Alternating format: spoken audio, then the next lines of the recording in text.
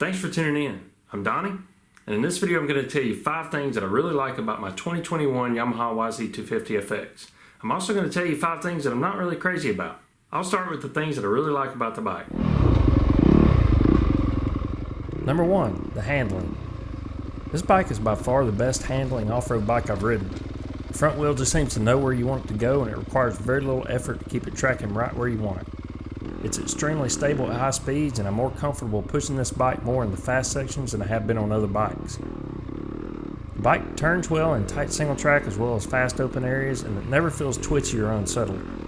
Before I bought this bike, I'd ridden a couple of my friends' YZ250FXs. The handling was the main thing that I immediately noticed about the bike, and it's the main thing that made me want one. Number 2, the suspension. A big part of the excellent handling can be attributed to the suspension. Of course, the bike has KYB fully adjustable spring forks with speed-sensitive damping and a KYB rear shock. This KYB setup is widely revered as the best stock suspension on any off-road bike, and many people buy Yamahas for this reason alone. Number 3, the engine. In addition to being extremely reliable, the YZ250FX engine is a work of art in my opinion. The cylinder head is reversed from the standard setup with the intake on the front and the exhaust on the back. Yamaha claims increased performance from this design, and that's awesome, but it also looks cool. These engines are powerful, throttle response is immediate and crisp, and they rev to the moon.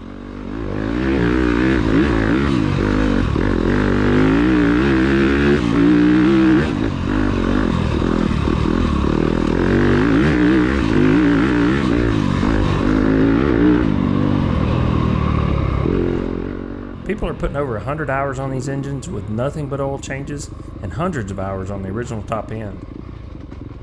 I'm sure there are exceptions, but generally speaking, Yamaha is a proven winner with this engine. Number 4, the free Yamaha POWERTUNER smartphone app. I love the smartphone app.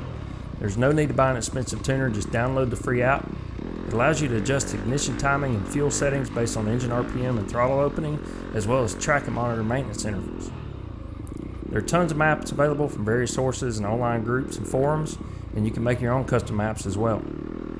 You can load your 2 favorite maps to the bike and store dozens of different custom maps in the app. The map switch on the handlebar is a great addition and allows you to switch maps with the push of a button. On the previous generation bikes, you can only load 1 map at a time and needed to reconnect the tuner to change it. Number 5, the 2.2 gallon fuel tank. Yamaha squeezed some additional capacity into the fuel tank for the 2020 and 2021 models. The bike has a great range with a stock tank. Not having to stop for gas during a hair scramble is a huge plus.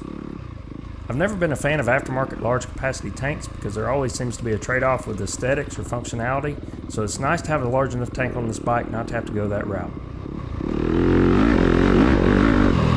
So those are the top 5 things that I really like about the bike, but as you know, no bike is perfect. So here are the 5 things that I'm not really crazy about.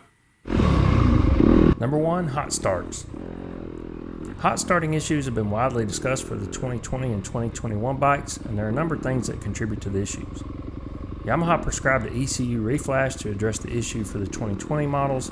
Based on reports I've read, they applied these updates to the 2021 models before they came out. I think it's worth noting that Yamaha switched from a Kian fuel injection system to a Mikuni fuel injection system for the 2020 model year, and one could assume that they had some kinks to work out following that change. Yamaha also went with a low-power 4-cell lithium battery for the newer bikes, and has proven to be an underpowered battery for the purpose, especially hot starting. A lot of owners are switching to the anti-gravity brand lithium batteries. I went with the AG801 8-cell, and I've even heard of some guys fitting the AG1201 12-cell in there. I've got this mostly resolved on my bike, but restarts after stalling are still iffy. Yamaha needs to fully resolve this issue with these bikes. Number 2, no way to add a kickstart. Prior to 2020 model years, Yamaha sold a kit to retrofit a kickstart on the bike, but with 2020 forward bikes, there's no longer a place to add a kickstart. Electric starting for dirt bikes has gotten more reliable over the years, but there's still advantages to having a kickstart. Hair scramble dead starts are a good example. Many people on 4-strokes use the e-start and the kicker simultaneously to get very fast starts in hair scramble racing. It's also nice to have a kicker as a backup for unexpected starter or battery problems. The YZ250FX can be bump started, but that might not be an option if you're in a bad spot or you can't get the bike rolling, or if you're running an auto clutch. I'm fine with them removing the kickstart, but I think they should have kept it as an add-on option for the owners to make that decision. Number 3, the suspension settings. So I noted the suspension previously in the 5 things I like about the bike, and that's true, but in my opinion the stock spring rates and valving are too stiff for the average guys buying these bikes.